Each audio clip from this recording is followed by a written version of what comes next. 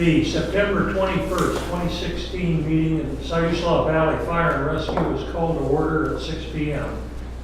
Please rise and join me in signing the Pledge of Allegiance. I pledge allegiance to the flag of the United States of America and to the republic for which it stands, one nation, under God, indivisible, with liberty and justice for all. Thank you. Join me. Call the roll, please. Director Scott, Present. Director Carnahan, Here. Director Gates, Here. Director Phillips, Here. and noted that Director Woodbury is absent. So we have a quorum. Okay, has everybody had a chance to read the minutes? Do we have a motion to approve them or a discussion? I'll move to approve as presented. A second? I'll second. Motion and a second. Any further discussion? All those in favor of approval signify by saying aye. Aye. The minutes of the last meeting are approved. Communication, I didn't see any in the packet. Do we have it? Okay, there was none. Public comment.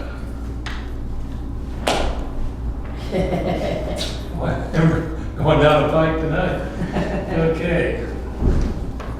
Old business. Chief's report. Chief, you want to? Sure, give you a brief update on what's going on with the strategic plan. The focus at this point remains the ISO preparation. Chief Barrett has been working very hard on making sure that we're getting the fire flows. The other emphasis that bodes well not only with the ISO but with ensuring good, adequate responses. We continue to work on the multiple types of mutual aid and automatic aid requests. So Chief Tippler has been working with Mapleton to get the dispatching procedures going, get our policies in place, and to begin training with them. We continue to meet with Winchester Bay and Gardner. Last Monday, I attended the Winchester Bay board meeting and discussed it with them. Their board is in favor of it. Today, I met with the fire chief and city manager of Reedsport. They too are in favor of it. They're requesting that we include Gardner in it at this time. There's been a little bit of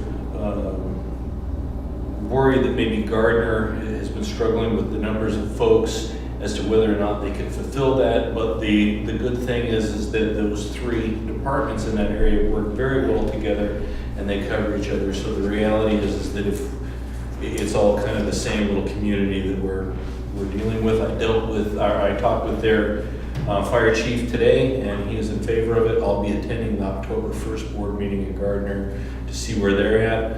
I'm hoping to have a draft proposal to this board at our October meeting, and we should be in time for the ISO. And I think if nothing else, we can present them with the documentation that we are moving forward on this, and hopefully that'll improve our chances of an improved rating. I think Gardner had a unit that responded on the Wilding fire, and they Yes. to the house fire, which Yes. that time I saw them come into town.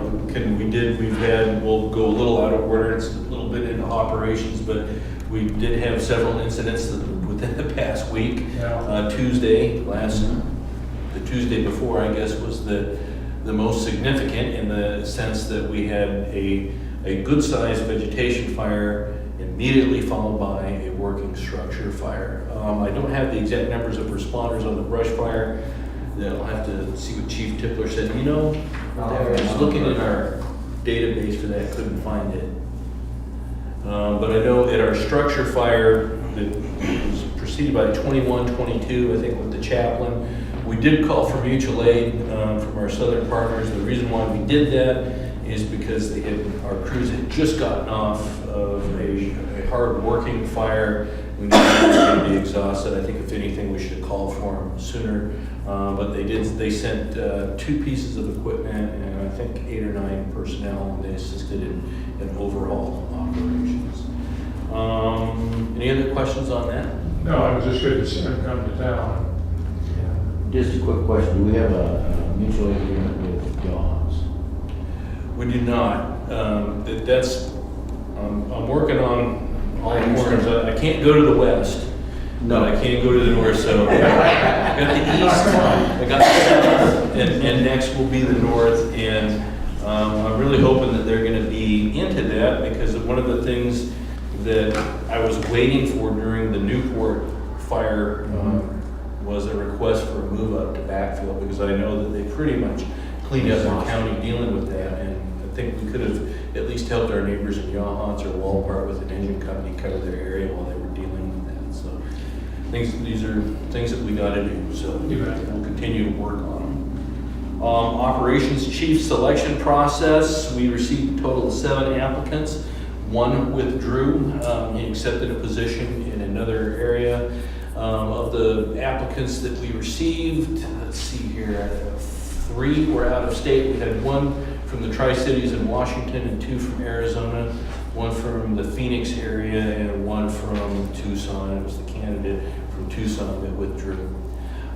We've narrowed it down to 4. I think we had a total of, I want to say it's like 15 or 16 of our internal people review the applications and score them. We narrowed it down to the top 4. The top 4 include 2 internal candidates, Captain Madden and Chief Barrett, and they also include a training chief from Netart's Oceanside Fire District and a training captain from Mohawk Valley. So this Friday will be the physical agility. This Saturday will be the assessment center. And so Director Phillips, I have you on. If Director Scott, anybody else interested in sitting on there? I'm gonna be out of town. Okay. I'm not sure. I know we talked earlier, Right. to be able to make it, but Okay, well, we'll leave you kind of Okay. open, but we want everybody's input in there. And we hope to have a selection made by the end of the month of October, or mid-month rather. Seismic grant, and the seismic grant, we continue to work on that. Right now, it's in the hands of our engineering firm, and they've been delayed. And so I'm hoping to meet with them tomorrow. I'll be honest with you, it's getting a little tight. This thing's due by the end of the month, and the way that we're designed, I know we're down to a week. So I think there's a very good chance that I'm gonna be hand delivering that. Based on my conversations with them between the ambulance district and us, if we are awarded this, if we were fortunate enough to get all 4 fire stations and the ambulance headquarters, he's thinking that it could possibly be in the amount of $1 million or more. So it could be a really good thing for our community. So we'll see. I'm on it. Only so much I can do with that. I did work with them, and we've come up with a formula that should reduce our cost. As you remember, we were around the $19,000 for that report. I think I should have it reduced by at least a minimum of $1,000 for us. Where do you have to hand deliver it? Up in Salem, Oregon Economic Development or something like that. I forget the exact name.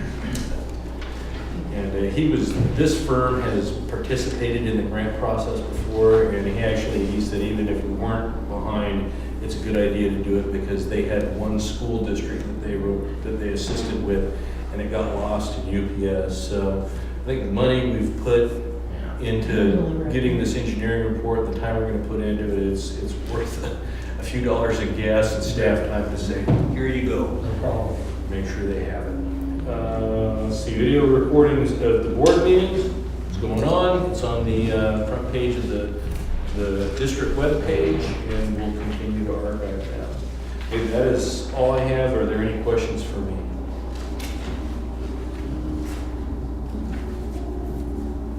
Am I next?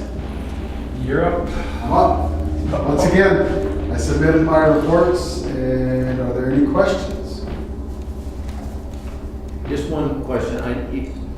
In here you have number of people responding and average number of people in multi-company responses.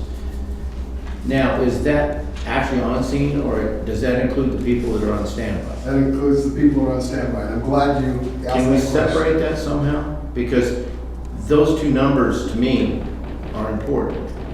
Yeah, we can Because do everybody that. understand what, yeah. So let me back up to the last 3 months, 4 months, the last 4 months. If when I submit to you the report printed out of Target Solutions. It says at the top, number of volunteers per incident. That's a computer-generated report that when I started doing these stats, that was the report I used to come up with these stats. Well, Chief went over and did an audit of it, and our numbers were completely different. I went in and said, "Where'd you get your numbers?" He said, "Where'd you get your numbers?" Anyways, long and short, that report's been wrong for the last, since I started using it. We can't figure out why. Julie's back now. We're gonna have her help work with us and see why that report's wrong. So I went back through and you'll notice, you go from last month's packet to this month's packet, those last 5 months have changed. And I had to hand go through painstakingly and redo these numbers. 2 reasons. One, the report I was using was wrong. And secondly, I was including medical calls in the multi-company response, and Chief hadn't from the previous ones. So I pulled out medical response, and I used the correct number of volunteers, which does include people on standby, come up with better numbers. So that's what happened there. I mean, we pay a lot of money for fancy computers, but they're only as good as they are. So, any other questions that you have on my reports? I don't have a question, I just have a comment. That report that you're using is not the one I originally was using. I can save the one I was originally using with your name on it. That's the one that was created by Image Trend at Mary's direction. So that's So hopefully by next month, my last month, hopefully by my last month here at the board, I'll have that report dialed in. You might like the one I had better, so. So I'll work with Julie between now and then to get you guys the right printout, and then it'll be easier to make the numbers. Pulling out the people on standby will have to be hand done. Well, Pulled out. because people show up late, they get stuck here on standby. They're still of use, don't get me wrong, but that's not the number that's actually on the scene. Correct. Yeah, we can separate those out. That's not a big deal. Okay. The other question I had, I noticed you got Medic 3. Correct. Is that the one that had the broken frame? Or was it Medic 2 that broke the frame? Do you know? Good question. I don't know. We got all the maintenance records for Medic 2 when they gave it to us. So now we need to give those back and give Medic 3 some maintenance records. But they were that thick. We didn't read through them all. I don't know the answer to Yeah, that question. I know how thick they were. I didn't know that either one of them had a broken. Yeah, one of them had a broken frame, and I just wanted to make sure that, and it was fixed properly, don't get me wrong, but it would be nice to know that coming in. This one came with the radios in it, which was a great additional feature, and a gurney. So, and they felt it was more mechanically sound than the first one. So, we were glad to trade up. They both ride like tanks. They both ride like tanks. I think it's a good idea to have it down south, just in case we need it for some houses we're in. Yeah. Roy Donaghy from Red Art did all the logo badging, and he did it at a great price. I know he charges private companies a whole lot more than he does us. His daughter used to be one of our volunteers, and he's always treated us right, and continues to do so. So if you see him, tell him thank you. Looks good. Any other questions? Thank you, sir. You betcha. And attached to that, Jeff has a little bit of a training report. Yep. So training and where we're at for volunteers. So right now we're sitting at 28 volunteers. The numbers are kind of different on the handout there. So we graduated 2 firefighters last night, firefighter 1. We graduated 8 firefighter 1s this month. Sorry, not graduated, but they graduated up to firefighter 8. They were current firefighters with us already. So we only have 2 black helmets in the whole out of those 28, so we're looking pretty good. We have lost 6 volunteers this month. 3 were due to inactivity, and the other 3 were they resigned. One of them was going to be they were going to be There's some discipline. for inactivity as well. Yeah.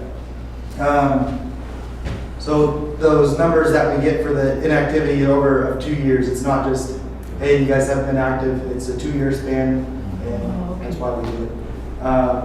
So one thing I want to point out, even though we are low in numbers, our firefighters are young, and we put 24 hours of training in just this month, and you guys seen we had 4 fires this month. We put a lot out of them, and it's shown.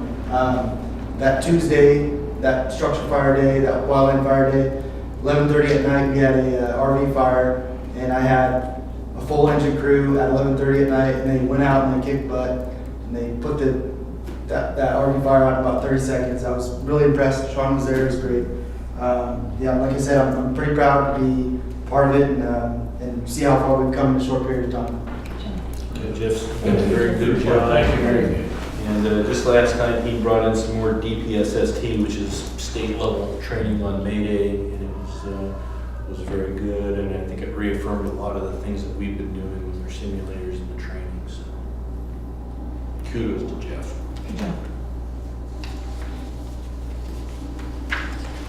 All right, my report's also in the packet.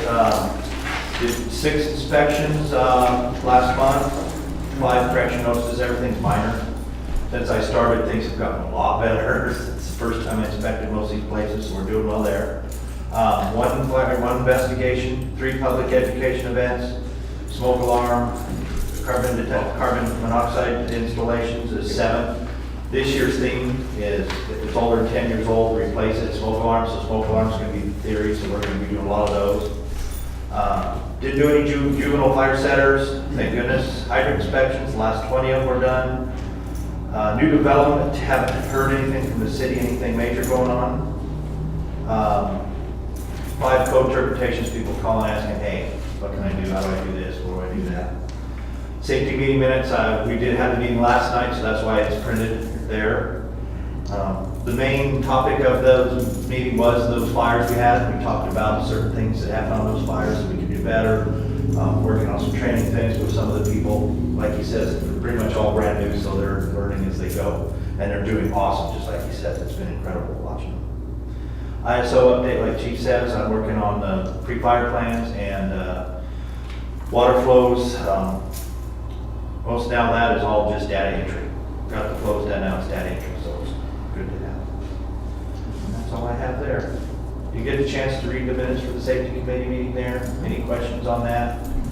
Like I said, most of it was in the discussion mode about the fires and how we did and some things we can do better. There was 1 backing incident where a person by himself was backing and bumped the boat trailer, put a little dent in the bumper.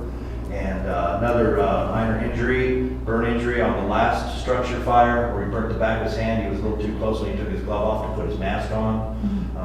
We're not used to having these raging fires that we've been having. Usually it's, interior type stuff. So learning, doing okay. Everybody's doing well. Sean, did you go up to the Newport motel fire where you?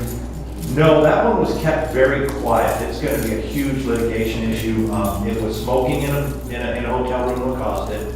She left the door open, so the fire came out the door, went upstairs, and trapped the people that were upstairs. The reason I was asking that is there anything that we could learn from that we could maybe pass on to some of our local motels? Yes. I mean, knowing the structure, the way it laid out, and can you go around and just say, ooh, there's one that's potentially the same situation they may benefit from? We do have those, and I have been working on them about halfway through them now, working with them and doing inspections on them, and again, they're all improving, and that'll be next month or next month's report.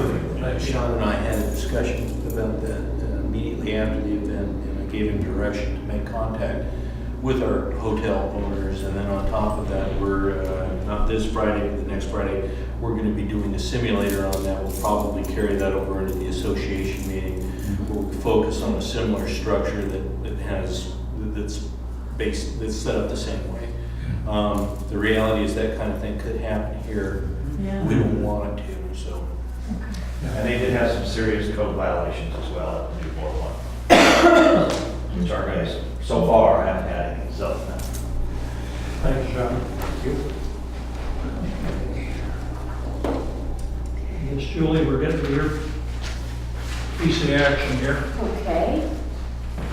So, as Jeff said, the number of volunteers on my report is wrong because he graduated 2 last night that I didn't know about. So, we're at 28.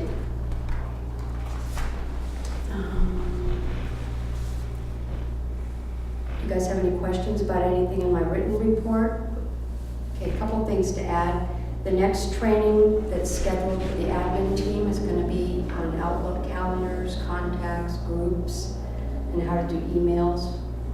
And that's scheduled for next week. That's by the gal from LCC also, and she's doing a really good job. As you can see, the memo of the pay dates, I know it was a little premature because Chief is just now giving you the policy on it tonight, but I wanted you to see that we're working with the employees on that and trying to get everybody on the same day and be proactive. As I said earlier before the meeting, the National Fire Academy class was awesome. Thank you for your support in sending me and Chief in supporting that. I think anybody that has the opportunity to go should take that up. It was great. And learned a lot, made a lot of good contacts. The biggest thing I learned, which really kind of makes you feel good, is all these departments that were represented in the class, most of them were captains. There was 4 or 5 admin people. They are all similar size to us, combination departments except for one, and they're all having the same issues. Recruitment and retention is their biggest challenge right now. And one of them up in Tri-Cities in Washington got 2 SAFER grants for full-time firefighters. So our issues are not just our issues, they're all over the nation. And we're currently in the middle of the audit over at Western Lane with Chris Barn Associates, and they're doing they've only been there a couple hours today, but so far my experience with them has been really positive. They're very thorough and they're, giving us a lot of good information to pull out and look at. So that may be somebody we want to consider sending an RFP to if we go out for a bid next year. That's all I have, unless you guys have any questions for me on the financials or the transactions. Looks like our budget figures are good, and we have a whole lot of income last month, but other than that, to be expected. Yeah. Dry period. Okay. Got the bills to ratify. Okay, do we have a motion to ratify the bills? $141,692.07. I'll make I that have to motion. declare a conflict. Okay, I'll make that motion. we have a motion to approve, we have a motion and a second. Any further discussion? There being none, all those in favor signify by saying aye. Aye. Okay, bills are approved. Policy review, the administrative leave. I chose 3 policies, or recommending the updates of 3 policies this month. Administrative leave, compensation time, and flex time. I chose 3 because they're all pretty small. The modifications that were made in them are fairly minor. Administrative leave, it was purely formatting, eliminating some numbers on the side. With compensation, the only true addition was the addition in the first paragraph. I added comp time will be based on FLSA standards and in compliance with the local 851's collective bargaining agreement. So just for clarification there. And then I did a little bit of reformatting, moved some text or some language from one area and put it in another. Pretty basic stuff. Flex time, similar to the first, just basically eliminating numbers and no real additional changes. Happy to make any other changes that you recommend, but that's what staff has.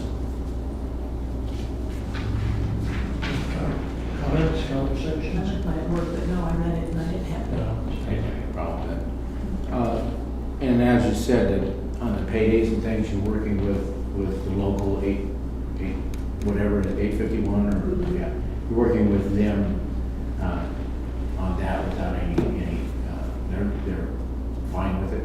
Okay. Well, and this, we'll get into the payroll policy, but the answer to your question is, yeah, we communicate with all the employees. Okay. Volunteers, make sure they know what's going on and receive their feedback. Okay. Policy review, do we need to do a motion on that, or just? I think if you can just give me verbal direction to approve those changes, we will update you then. Are we in agreement? Yes. Go ahead. I'll move to, do we need any motion? Oh, perfect, sorry, okay. It's in the minutes. Okay. Okay, the IGA.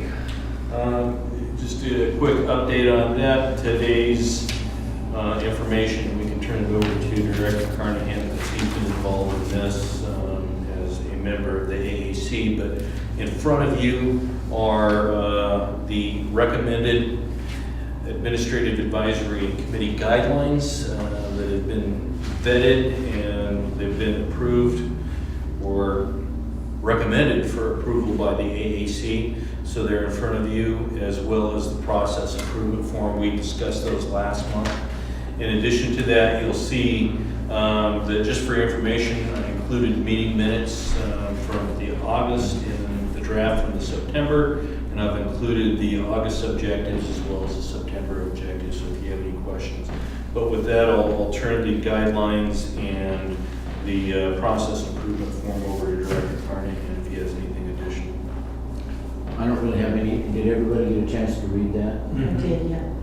Okay, and the main thing was we wanted to do a process improvement program, not a complaint process. We talked about that last week. Yeah. Positive spin. Last night, and I think this does pretty well. I think it'll work out well. If you have a suggestion, not a complaint, but a suggestion, you write it up and then it goes through the review process.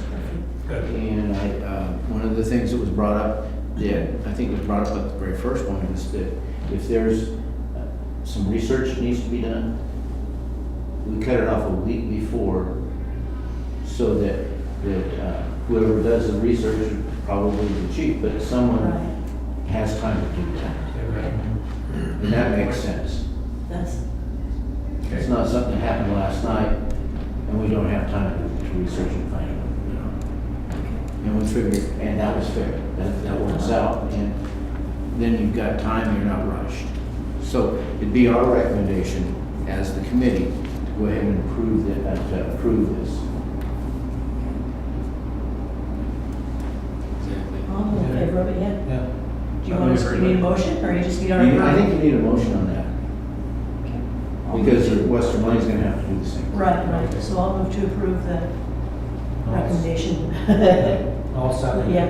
Okay, is there a motion and a second? All those in favor of approval, signify by saying aye. Aye. Motion carries.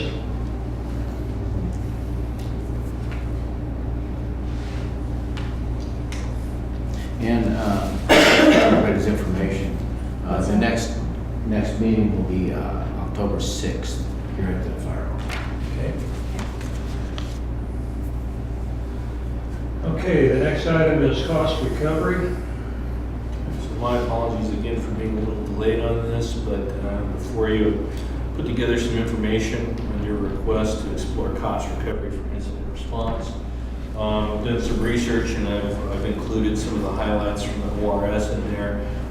In a nutshell, basically what it says is that along with our current policy, we can seek reimbursement for out-of-district, out-of-taxpayer area response for arson and for incidents that happen on transportation routes like train, railways, which we don't really have that much of, but and roads, so motor vehicle accidents for non-taxpaying or non-citizen people that are involved in the incident.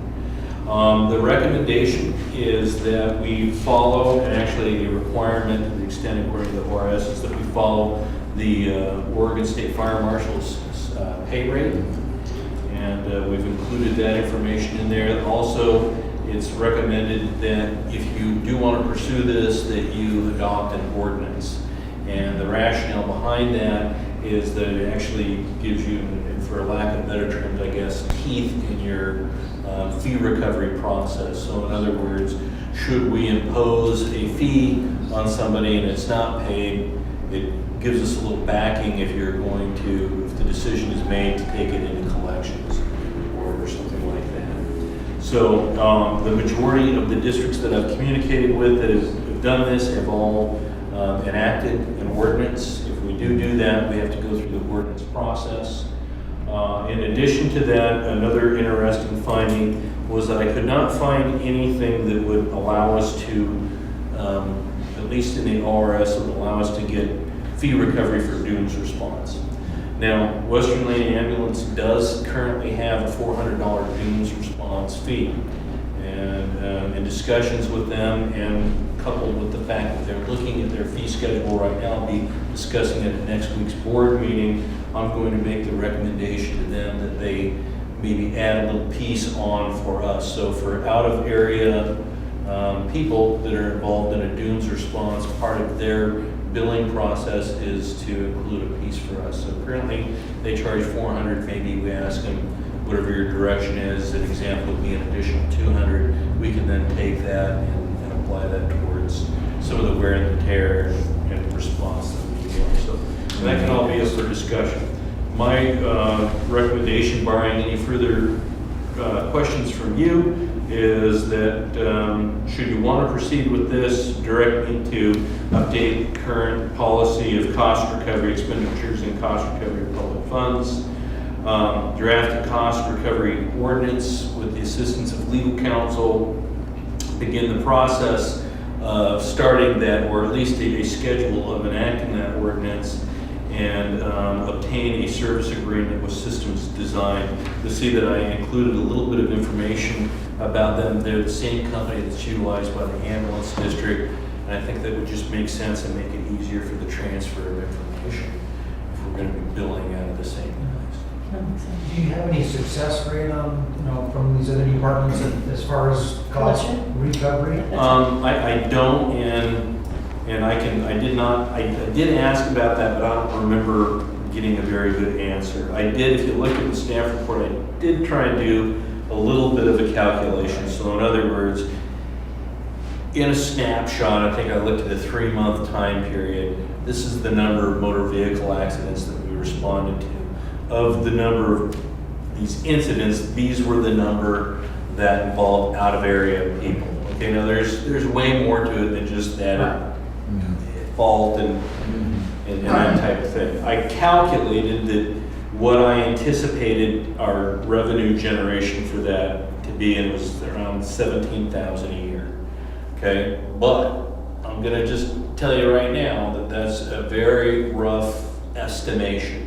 And it does not factor in the staff time. And I think that as we move forward with this, I think we always need to keep in the back of our mind that some of these things may be more challenging than they're worth. In other words, if we're spending 3 to 4 hours trying to get $200, is it really worth that? Is it efficient? Yeah. But we don't know yet until we try. But okay. Chief, would it make any sense to go ahead and continue with the research and put something on the books to have it in case we need it? If they're little small things, then no laughter. The other thing we probably should do for the public's information is explain to them that this only applies to accidents that involve out-of-district people who are not ratepayers, if you will, to the district now. And These would be tourists and people who are, transients through our territory or whatever. And it could include, based on your direction, it could include out-of-area structure fires. So for instance, at one time we had a contract with Sea Lion Caves, we currently do not, but that would be an instance when we could charge for a fire response. And it can also include arson. So in other words, an example of that would be the fire that we had in Old Town, I think it was early last spring. That might have been a situation that we could have gone after some cost recovery. From the people that were found Perpetrators. But the reality of that is, not gonna get money. What is the likelihood of these people ever paying off on it? I know, they're not very solvent. I mean, if you look at that. well, and I think that's got to be a decision that you have to Okay. make, because not only is that a question, but the other side of that question is how hard do we, as a district, want to push? Right. Do we want to be sending people to Collections, do we want to enact a policy that talks about forgiving a certain amount of fees? So in other words, if we have an elderly couple that's on a fixed income, down here, get into a car accident, do we want to add to their troubles? I mean, it just, those are the, and when I say those things, I'm not asking them in a rhetorical way. I'm just saying that those are some of the decisions that need to be made as we move forward with this, that will be at your level. And I thought I saw where they chart where the administration company or the people who would collect, was that $65 per incident is? Right, and what they do is that doesn't come out of our amount. The way it was explained to me is it's added on top. So let's say that we have a standard fee of $200 for a motor vehicle accident. So the fee to the individual would be $265. We see the 200, they collect the 65. I would think in a lot of most cases, we could probably piggyback or combine with Western Lane, couldn't we? Like, where we can, there are some HIPAA issues, but it would certainly make things easier to have an agreement with the same company. Aren't we billing the car insurance company? Well, Would that be part of it? yes, and that's. And If you have here's car another- insurance, There we go, there's all. they all, you're required by law to have that. Not everybody. Not everybody does, I know that. but that's part of the car insurance. And they pay very well. As a matter of fact, in the ambulance service, they pay better than anybody else. Car insurance is very, very, For what you pay, it should be. oh yeah. Well, they just get you next time. So are we in agreement then to proceed and, Yeah, I'm happy to take the next steps. I'll Okay. do my best to have it for you by October. But due to workload and the things that are going on, it may be November. I'll just throw that out there. Fair enough. That's fine. okay. I just think it's important that we do everything possible to take some of that tax burden away from our taxpayers, rather than subsidizing the tourism that comes through our area. And we have a lot of tourism. Yeah.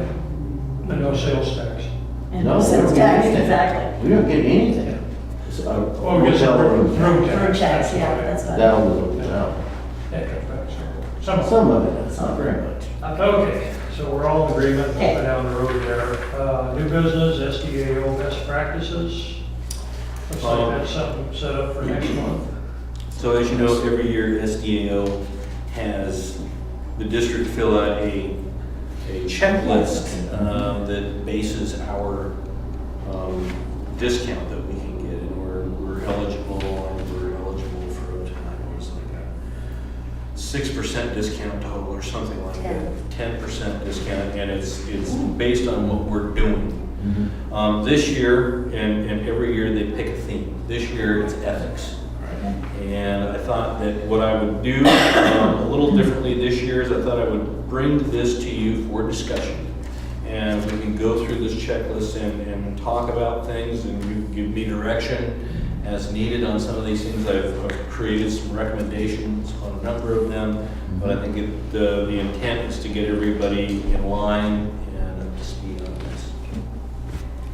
So, did you want to lead Director Scott on this, or you want me to go through? Go ahead.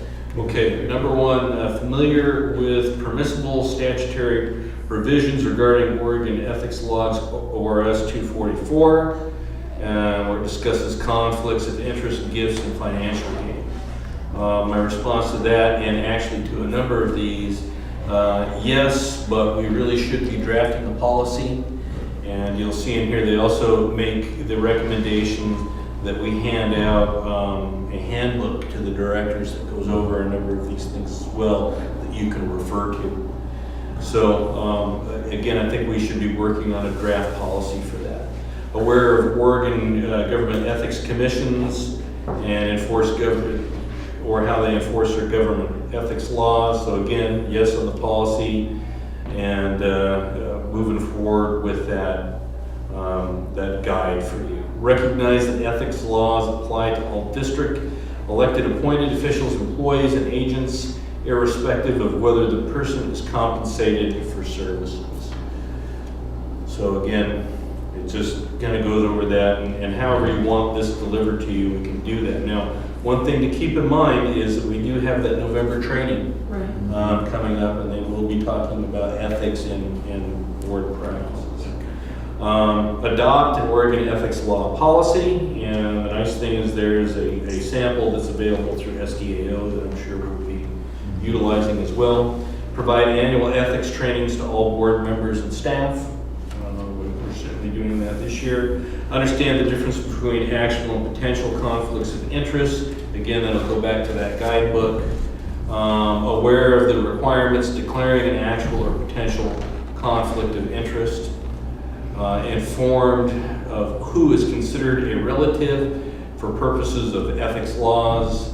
Again, I don't think I need to go through all of these, but you'll see that they're based on what is considered a conflict of interest and basically your operating parameters, and for that matter, my and all of our administrative staff's operating parameters as well. So we will be working on that policy if you so desire, and working on getting you that guidebook for your reference if you so desire. Sure. And I think if we do that, we will be meeting I think we should. these. Yeah. Yes. Well, any of us too, that attend those the annual conferences, Yeah. are exposed to almost all of these issues, presentations given over the 2 We days. did that back in February. Yeah. And some of those over. I think we should be in pretty good shape for that. And the other piece of this does require the board president's signature, so if you're comfortable on that, we can sign that now. If you'd like to wait until we have those policies and those guidebooks in hand, we can do that as well. Whatever your pleasure is. Okay. Are you comfortable with that? Yeah. I just said all signed, because Okay. I think we're pretty much up to speed on that. Have you sign your copy of that, and we will get that off to SDAO.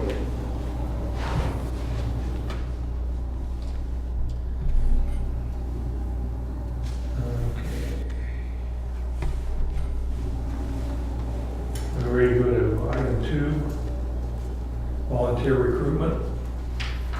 Okay, so as you all know, we were fortunate enough to be awarded the SAFER grant.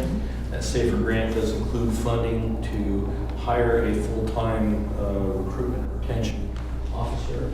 Initially, we were thinking about doing that with Jeff's position, but I think it's worthwhile utilizing that position to supplement Jeff's work. And this is also a regional grant that's going to provide service to Mapleton and Swiss Home Deadwood as well. So our recommendation is that we do a full-time position. You'll see attached a draft job description that is pending your approval. The hope is that you will grant the approval of this job description pending any recommendations or changes that you would like to see, so that we can start the selection process for that. One thing to keep in mind is we have 90 days from the date that we were notified that we were awarded the grant until we have this person on board. That means we have until November 10th to get going on this. We've started a lot of the preliminary work, but before we can move forward, we need the job description approved. Okay. One of the things that I do want to disclose to you is that due to the fact that we have the operations chief selection process this weekend, what I have chose to do is I've chose to wait on any civil service comment on this job description, because what will happen is next week we will have a civil service commission. They will approve the register, the entrance registry, or the list for that position, and at the same time we can have them view and make any recommendations they have on this job description. Typically I like to take it to them first, then to the board, but in the spirit of time, and this is another volunteer board, that's going to be, I just wanted to disclose to you that had not seen it at this time. Okay. Okay, and this position will also go through the same steps as any full-time employee. They'll go through physical agility, they'll go through the doctor's physical, they'll go through the psych evaluation. That's the plan. Thank you. I think that selection process is proven good for us. Yes, it and has. something we should continue. Yep. Do you want us to approve this now, then, just so you're, and then they- That Okay. is my recommendation. You approve this job description and we can get moving on it. Yeah, I didn't see anything. I didn't either. That's fine. It's fine. I'm good with it. Okay, so I think we have a consensus and we all are in agreement that it's acceptable. Is that all you need? I would make a motion on that. Okay. It is a job description. I'll make a motion to accept A second? the job description. Okay, we have a Presented. first motion and a second to accept the recruitment and retention coordinator requirements, if you will. All those in favor signify by saying aye. Aye. Opposed? Motion carries. And will you need something to modify the budget? I noticed in here I was gonna change the budget a little bit. Yeah, our budget for this year. We're planning on bringing that to you next month. We have a Okay. couple of other housekeeping budget issues to add in there too. Okay. Good job on whoever got that safer. Yeah.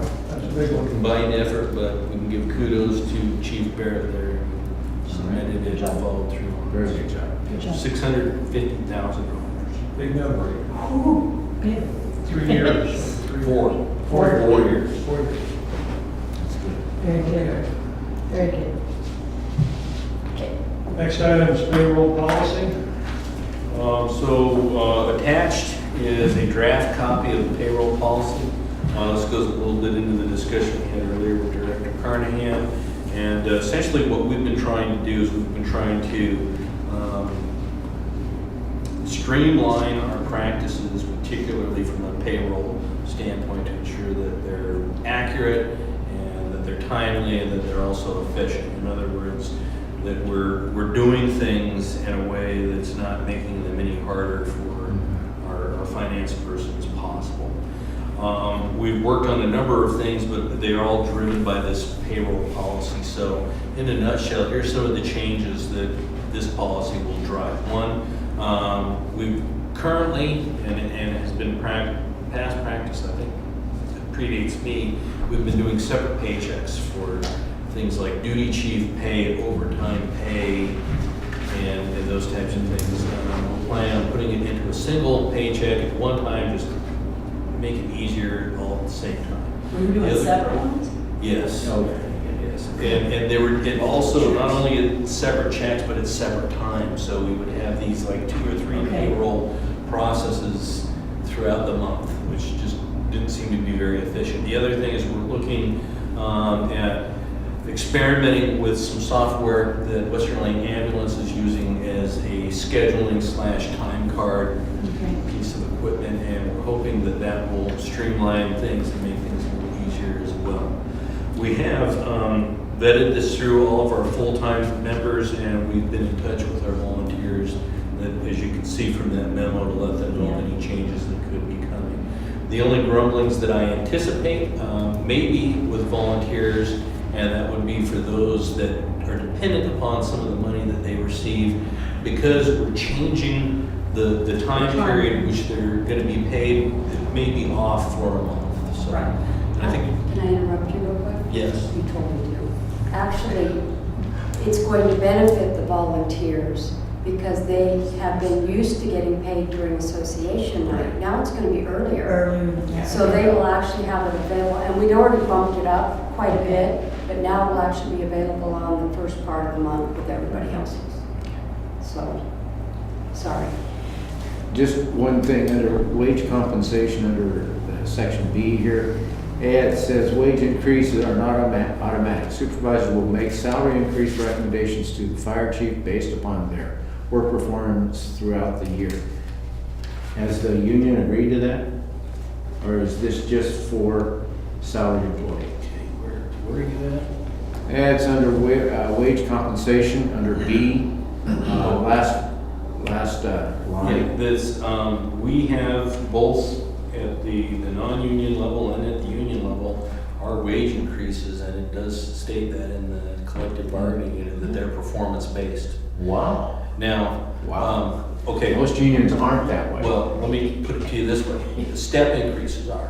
Okay. COLAs are automatic based Okay. on the rate at a Portland. I'm having a brain cramp, what we call that. But yeah, they are performance based, and that's why we've enacted annual performance reviews with annual goals for all of our employees. Wow. I'm impressed. Because most union contracts wouldn't agree to that. Well, you know, they, to their credit, they like that Mhm. because they want to be challenged and they want to work for their money, so. Good. That's good. That's good. Okay. Questions? Okay, I think we're at future agenda business. Does anyone have anything you want to put on the agenda next month?